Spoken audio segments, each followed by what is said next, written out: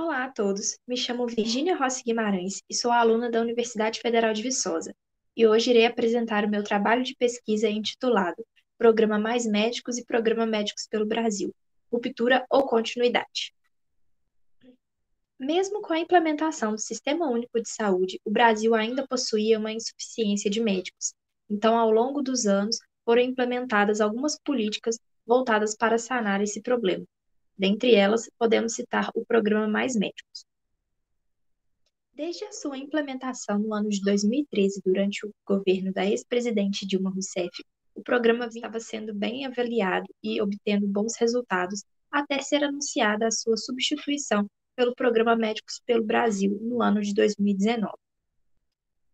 Com isso, o objetivo do estudo foi compreender um pouco mais a respeito do desmantelamento de políticas públicas e refletir o porquê um programa que estava tendo bons resultados precisaria ser substituído por um novo.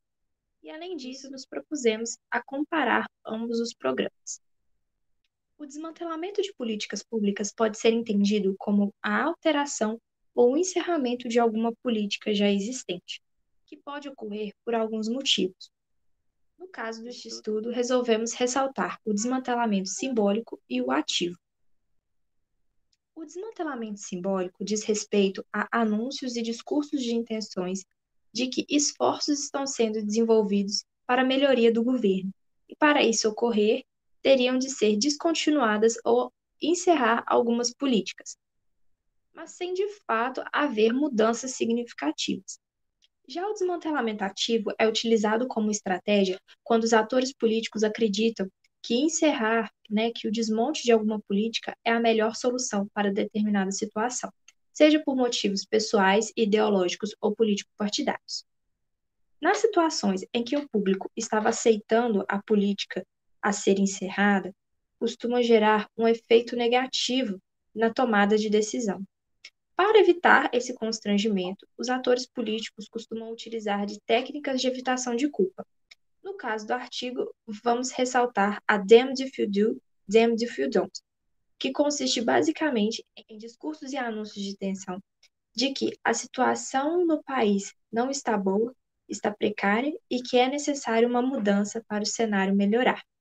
Para o procedimento metodológico, optamos por utilizar fontes oficiais do governo e os sites dos programas, além de artigos científicos anteriores relacionados à temática, uma vez que o Programa Médicos pelo Brasil é, de certa forma, recente e não possui tantas informações e estudos sobre ele.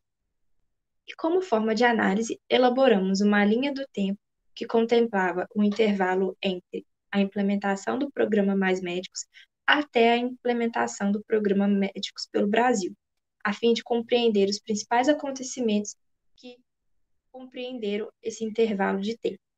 E, além disso, elaboramos uma análise de conteúdo categorial a fim de encontrar as principais diferenças entre os programas. A partir da análise da linha do tempo, observa-se que, após o impeachment da ex-presidente Dilma Rousseff, algumas ações contribuíram para a fragilização do programa. Dentre elas, podemos citar a implementação da proposta de emenda constitucional 241, que determinou cortes orçamentários, principalmente na área de saúde e da educação, desestabilizando assim dois dos três pilares do programa Mais Médicos, e, além disso, a saída dos médicos cubanos do país, que representavam grande parte dos médicos alocados em regiões prioritárias e vulneráveis. Já a partir da análise categorial, as principais disparidades encontradas foram relacionadas com o objetivo, a forma de ingresso e ao modelo de financiamento dos programas. Sendo assim, o programa Mais Médicos, ele tinha por objetivo aumentar a oferta de médicos no país e reduzir a desigualdade dos mesmos entre os municípios, através de um chamamento público dos candidatos interessados. Entretanto, como o programa abrangia todos os municípios, muitos médicos se inscreveram para regiões de grande porte ou centros urbanos. Por isso, os médicos cubanos eram tão importantes, pois eles não se importavam de ir para regiões prioritárias e vulneráveis. Já o modelo de financiamento era através do piso da atenção básica fixo e variável, e essa última parcela variaria de acordo com o número de habitantes e a infraestrutura do município.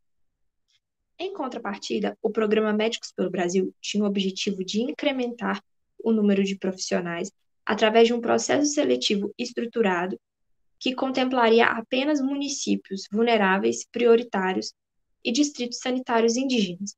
Então, diferentemente do programa anterior, né, não abrangeria todos os municípios, focaria apenas naqueles que mais necessitavam. Nesse programa, o responsável pelo repasse de recursos para as unidades básicas de saúde seria o programa Previne Brasil, que considera para o cálculo apenas o número de pessoas cadastradas no Sistema Único de Saúde. Os defensores deste modelo de financiamento acreditam que essa condição é favorável, uma vez que incentivaria os municípios a ampliar o número de pessoas cadastradas no sistema, para que dessa forma o repasse seja maior. Entretanto, esse modelo recebeu muitas críticas, pois, como dito, nem todos os habitantes são cadastrados no Sistema Único de Saúde. Então, até que todos os habitantes daquele município se cadastrem, o repasse de recursos seria inferior, limitado. Então, isso poderia precarizar ou prejudicar a qualidade do atendimento nas unidades. Após analisar ambos os programas, percebe-se que a estrutura do programa Médicos pelo Brasil continua semelhante à do programa Mais Médicos, que apenas foram modificados alguns pontos do programa antecessor para que o novo se alinhasse ao programa do governo criador, que seria do ex-presidente Jair Bolsonaro. Então, ou seja, houveram mais pontos de incrementos, de complementos, do que de ruptura de fato da política anterior. Por fim, o programa Médicos pelo Brasil ficou no plano legislativo por cerca de 2 anos até iniciar o seu primeiro processo seletivo. Então, enquanto elaboramos esse trabalho de pesquisa, era muito cedo para análises profundas e avaliativas do mesmo.